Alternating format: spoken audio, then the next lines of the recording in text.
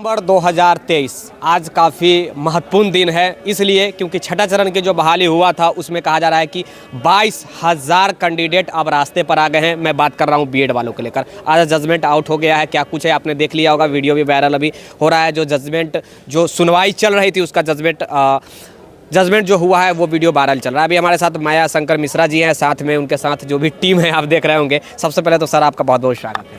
Thank you. क्या कुछ हो गया कि 22,000 कैंडिडेट कहा जा रहा है कि 22,000 डेटा है कि रास्ते पर आ गए स्टूडेंट, क्या कुछ हुआ है सर? अब डाटा क्या है तो नहीं मैं बता सकता हूँ, लेकिन ये है कि बीएड जो सम्मिलित किया गया एनसीटीई के नोटिफिकेशन से, जिसको कि सुप्रीम कोर्ट ने अल्ट्रा वायरस घोषित कर दिया था, उसी लाइट में हम लोग बिहार सरकार का नोटिफिकेशन आया था 564 एक ज्ञापांक था 1027।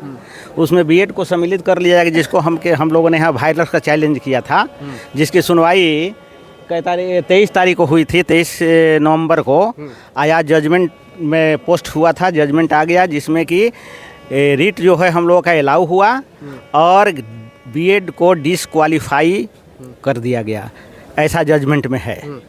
तो 19 का विज्ञापन में बीएड को सम्मिलित हम लोग का स्पेसिफिक था। कुछ नोटिफिकेशन जो एनसीटी के लाइट में जो नोटिफिकेशन बिहार गवर्नमेंट ने जारी किया है, जिससे बीएड को सम्मिलित कर लिया है, उस नोटिफिकेशन को सुप्रीम कोर्ट के आदेश के आलोक में रद्द किया जाए और उस पद पर बीएड को जो बहाल हुए उनको हटाया जाए और उस पद पर हम लोगों की बहाली की जाए। क्यों हम लोगों का यहाँ पर केस था, जिसमें कि आज फैसला आ गया है, जिसमें बीएड वाले को डिसक्वालीफाइड कर दिया गया है और रीट को अलाउ कर दिया गया है। अब पूरी जजमेंट हम लोग पढ़ेंगे, लेकिन एक कंप्लीट है कि उन लोगों को हटा दिया गया। हाँ। अच्छा, अब वो लोग क्या करेंगे सर? वो लोग क्या करें? अब लोग क्या करें? अब क्या, वो तो कह दिया है सुप्रीम कोर्ट, पहले हाई कोर्ट कह दिया है कि जाना है तो आगे जाइए आप लोग, जाना है, क्योंकि सुप्रीम कोर्ट में डबल बेंच का भी डिसीजन आ गया था।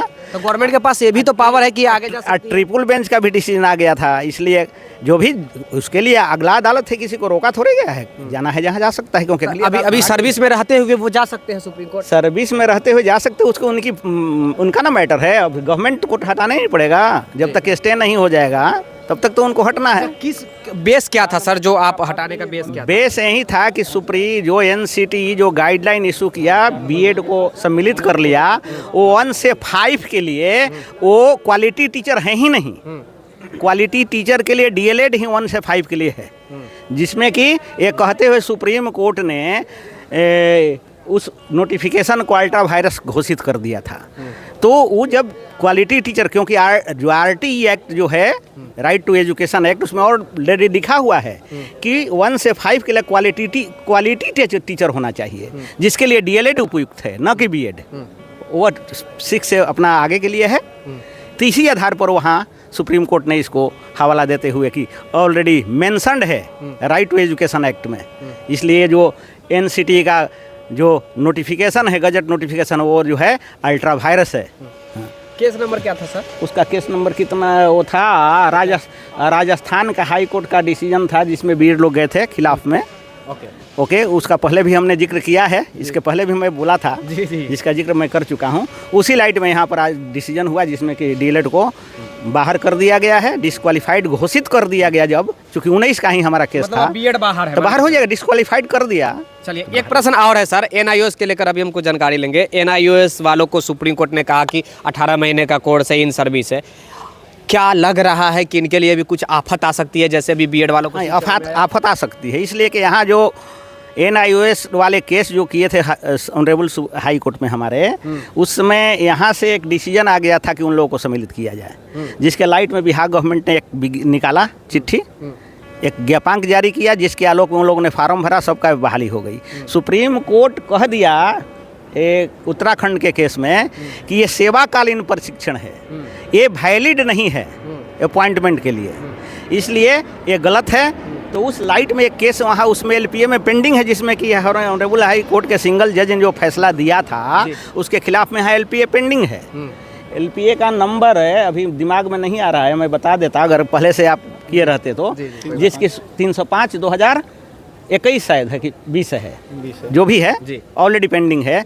तो उसमें ये लोग हमारे पास आए हैं, उसमें हम लगा करके सारा जजमेंट जो सुप्रीम कोर्ट का है हम लोग दे रहे हैं। इससे निश्चित ही वो लोग बाहर होना तय है, समझिए, क्योंकि सुप्रीम कोर्ट कह दिया है। बात कर रहे हैं कि छठा चरण से हम लोग कह रहे हैं, क्योंकि हमारा LPA TRA तो ऑटोमेटिक हटेगा ना, जब छठा चरण से हटेगा। हटा रहे हैं तो नए तो नए है, क्योंकि उसी समय से केस पेंडिंग न है। सर, शिक्षा विभाग के जो अपर मुख्य सचिव के पाठक है, आजकल थोड़ा ट्रेंडिंग टॉपिक उनका चल रहा है, जो के पाठक ACS है, एडिशनल चीफ सेक्रेटरी, वो कह रहे हैं कि हम वेतन जैसे ही चालू कर देंगे, ऐसा उनका खबर आया है कि वेतन जैसे ही उनका देना चालू हो जाएगा, इन TRE 1 वालों का किसी भी स्थिति में कोई हटा नहीं सकता, इसीलिए उन लोग का वेतन भी चालू कर दिया। ऐसा कोर्ट से ऊपर नहीं ना है, जो ऑनरेबल हाई कोर्ट या सुप्रीम कोर्ट कह दिया उसे के पाठक ऊपर थोड़े हैं।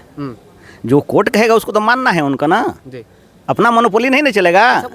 कोई प्रावधान नहीं है, कैसे नहीं तो बताता है कहाँ प्रावधान है, लिखा हुआ है उसमें, ऑलरेडी लिखा था कि इक्विटी का क्लेम नहीं कर सकते हैं आप। कहा था कि ये अपॉइंटमेंट लेटर में ही आप उसमें नोट कर दीजिए कि आपका नियुक्ति जो होगा, इस केस जो है 50-53 के 50 जो 53 है 2021 उसके अधीन रहेगा, ये नोट करना है, बता दीजिए, देने भर क्लेम इक्विटी लिखा हुआ है ऑर्डर में, वो तो उसका नॉलेज है, सरकार को पहले डायरेक्शन है कि नियुक्ति पत्र में ही मेंशन करना है। उन्होंने किया कि नहीं कि उनकी ड्यूटी बनती है ना, क्योंकि आपका वकील अपीयर था उस दिन, सब कुछ था, आपके नॉलेज में था, तो इसकी गलती तो आपकी है। आपने लोगों को मैंने गुमराह किया और बहाली कर लिया, तो आप वेतन दे दीजिएगा तो ऐसी हो जाएगा, गलत वेतन बहाली है हो जाएगा तो वेतन देने से थोड़े हो जाता है। ये भी तो कर सकती है शिक्षा विभाग कि हम उसके लिए कुछ अलग से प्रावधान कर दे।